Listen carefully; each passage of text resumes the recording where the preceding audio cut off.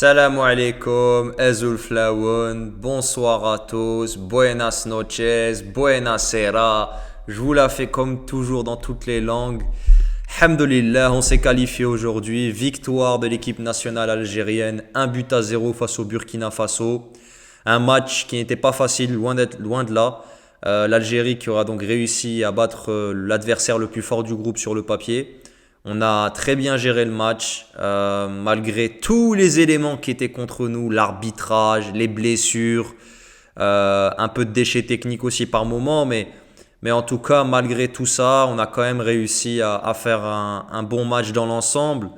On a bien géré le match, on a fait en sorte que le match aille dans notre sens de A à Z. On savait calmer, on savait gérer les temps forts et les temps faibles. On a aussi, calmé l'adversaire quand il le fallait. Et c'est ce qui est très important, tu vois. C'est très important. On a vu une solidarité défensive peu vue jusqu'alors. C'est une solidarité défensive de champion. Je vous le dis tout de suite. C'est une solidarité défensive de très très grands champions. Les joueurs qui se battent les uns pour les autres. Tout le monde fait les efforts. Tout le monde attaque, tout le monde défend. Alhamdoulilah, ça fait plaisir, ça fait plaisir. Solide qualifié avec 6 points, premier du groupe. On va pouvoir faire tourner l'heure du troisième match. Voilà, ça fait plaisir, c'est cool et Inch'Allah, on va le plus loin possible. Bon, pour rentrer sur l'analyse tactique du match, on va parler un peu de la composition d'équipe. C'était une sorte de 3-5-2 avec Ait Nouri qui était très haut à la base, Hadjem qui occupait le couloir gauche comme défenseur, même s'il était plus comme troisième axial. Chergui était piston droit, ça c'est clairement vu, on a clairement vu ça. Malheureusement, le coup du sort fait que la cheville malheureusement de Jouen Hadjem tourne. Inch'Allah fait khair parce que Hadjem c'est un joueur qui sera très important. J'espère que c'est pas une fin de compétition parce qu'on aura vraiment besoin de tout le monde. Malgré ça, on a quand même réussi à s'en sortir. Pourquoi? Parce qu'on a un coach qui tactiquement est très très fort. Il sort Hadjem pour entrer Bounjah. Derrière Ait Nouri se positionne comme arrière gauche et avec Bounjah on regagne un joueur, un œuf pur qui est capable d'harceler la défense adverse. Donc ça, c'était bien joué. Derrière, on commence à créer le danger et Ait Nouri qui combine très bien avec Boudaoui. Et bon, penalty provoqué. Bon, le penalty, on va dire c'est 50-50, même si je pense, pour moi, il y a contact. Il y a contact et Ait Nouri joue très bien le jeu. Et ça nous permet donc d'avoir ce penalty qui sera transformé d'une manière assez tranquille par Riyad Mahrez qui est en pleine compétition, non, qui est en pleine confiance, donc c'est une bonne chose. Donc ouais, Mahrez qui transforme ce penalty, comme je le disais, et derrière, ben t'as comment dire le Burkina qui revient dans le match, qui essaie de tout faire pour égaliser. Il y a ce poteau aussi, on a aussi la chance semble être de notre côté, c'est ça qui est bien aussi. C'est une bonne chose. Mais derrière, bon, défensivement, gros big up à Rami Ben Sebaini, que j'avais un peu critiqué dû à ses 20 premières minutes qui étaient un peu mauvaises contre le Soudan, mais qui aujourd'hui a fait un très grand match. Bravo Khoya, tu as été exceptionnel de A à Z. Rien à dire maintenant, tu dois maintenir ce niveau de manière fréquente. Benasser aussi, Benasser qui a fait un gros match et qui a tenu le milieu de terrain avec Boudaoui aussi. Boudaoui, balle au pied, c'est magnifique, c'est beau à voir jouer. C'est un joueur intelligent. Il va aussi dans le duel, même si c'est pas son point fort, Boudaoui, mais aujourd'hui il a été très important sur tous les aspects. Bounjah aussi, hein. Bounjah, match honorable de sa part. Tactiquement, il est très important. Amoura un peu moins bon aujourd'hui. Il avait fait un bon match contre le Soudan. Malheureusement aujourd'hui, c'était un peu moins waouh, on va dire. Même si bon, encore une fois, bon, l'occasion qu'il rate, normalement, il peut la mettre, mais le gardien fait un bel arrêt. Mais tactiquement aussi, il aura été très important. Il a récupéré plein de ballons qui étaient dans des zones dangereuses, où il était très bon dans le contre-pressing notamment. Donc voilà, pour Amoura, Mahrez, mode capi, toujours, avec le brassard. Pas un match exceptionnel de sa part, mais un match qui était rempli d'expérience. Voilà, c'est à peu près tout. Ait Nouri, il y a du mieux. Il se projette plus vers l'avant, c'est bien. Bon, défensivement, c'était un peu plus compliqué. C'est normal, tu affrontes le Burkina Faso. Chergui, il était correct avant sa sortie, c'est dommage. On espère aussi rien de grave pour Samuel Chergui. Mais le match change clairement à la sortie de Samir Chergui. Je vais vous expliquer pourquoi. Il y a aussi le rôle de l'entraîneur. Le rôle de l'entraîneur qui est très important. On va dire le shout al-awwal. La première mi-temps, c'est celle des joueurs. Shout al-thani, ta'al mudarribin. Donc la deuxième mi-temps, c'est celle des entraîneurs. Je ne sais pas pourquoi je l'ai dit en arabe, mais c'est sorti naturellement comme ça.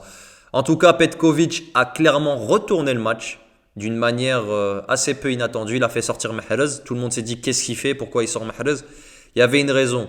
Chergui s'était blessé, tu allais perdre en solidité défensive et tu pouvais pas laisser Belrali tout seul défensivement. On l'a vu que Belrali défensivement, il s'est fait complètement bouffer. Même si bon, offensivement, il reste un très très bon joueur offensivement. J'espère qu'en Italie, il va continuer à progresser sur cet aspect-là, la défense. Et j'espère qu'il va continuer à évoluer comme footballeur. Mais c'est pas le sujet. Donc Petkovic qui fait rentrer Belrali mais qui fait aussi rentrer Belhaid. Donc d'une certaine manière, il fait en sorte de bétonner l'axe et de faire en sorte que Belrali puisse se projeter en transition offensive. Et moi, je lui tire un énorme coup de chapeau. Un énorme coup de chapeau. Il a bétonné la défense et il a fait en sorte que l'Algérie puisse obtenir le ballon et l'avoir quand elle veut, gérer le match comme elle le souhaitait. Derrière, après ces changements, parce qu'on était mal rentré en deuxième mi-temps, heureusement il a fait les changements. Mais après les changements, on les a complètement dominés. Les 15 dernières minutes, on va dire les 10 dernières minutes, le Burkina a été très dangereux par moments, où on aurait pu encaisser ce but. Malheureusement, notre arrière-garde, notre gardien Lucas, même si Lucas qui a fait un bon match, un plutôt bon match dans l'ensemble, un match très intelligent de sa part. Mais mis à part ça, on a 3-4 occasions. Maza, malheureusement, il rate 2 occasions claires. Ait Nouri aussi. Donc c'est dommage. Il va falloir aussi travailler cet aspect-là, l'aspect tueur devant les cages. Si on veut se mettre à l'abri rapidement. D'ailleurs, Maza, gros match, première mi-temps, un peu timoré. Tu sentais que, pas dire qu'il était stressé, mais tu sentais que c'était quand même une première titularisation dans un match officiel, en plus contre le Burkina Faso. Mais bon, Petkovic a laissé les 90 minutes parce qu'il connaît la qualité du joueur et Maza a répondu présent. Le deuxième mi-temps, il te fait une grosse deuxième période. Les prises de balles, ce que tu veux, hein, les prises de balles, les dribbles, les différences qu'il pouvait faire. Donc voilà, c'est ça qui a été intéressant de la part de Petkovic et il a su renverser la tendance malgré le fait, comme je l'ai dit précédemment, que tous les éléments étaient en sa défaveur. Tu perds Hadjem, tu perds Chergui sur blessure. L'arbitrage, il n'est pas en ta faveur, il sifflait que pour le Burkina Faso et tout le monde et il nous a mis que des cartons jaunes. Alors que nous, nos fautes, c'était pas non plus waouh. Benasser, il lui donne un carton jaune, je comprends pas. Amora, c'est une petite faute, frère. À un moment donné, faut arrêter les bêtises. Alors que les Burkinabés, ils nous ont charclé tout le match. J'ai rien contre le Burkina, qui est une belle équipe. D'ailleurs, ils l'ont montré qu'ils avaient de très belles individualités. Il y a un style de jeu qui est implanté au Burkina. Mais moi, je voulais parler de ça. Je parlais de cette incohérence arbitrage qu'on a pu voir. Mais le Burkina est un très bon adversaire. C'est un très bon adversaire. Ils ont des joueurs. Bertrand Traoré, il a été dangereux. Ouattara, je l'ai trouvé un peu moins dedans à titre personnel. Mais en tout cas, on a su contrer cette équipe burkinabèse qui a de la qualité et qui ne sera pas sous-estimée en huitième de finale. Bonne chance aux équipes qui vont les affronter parce que ce n'est pas le Burkina Faso de 2022.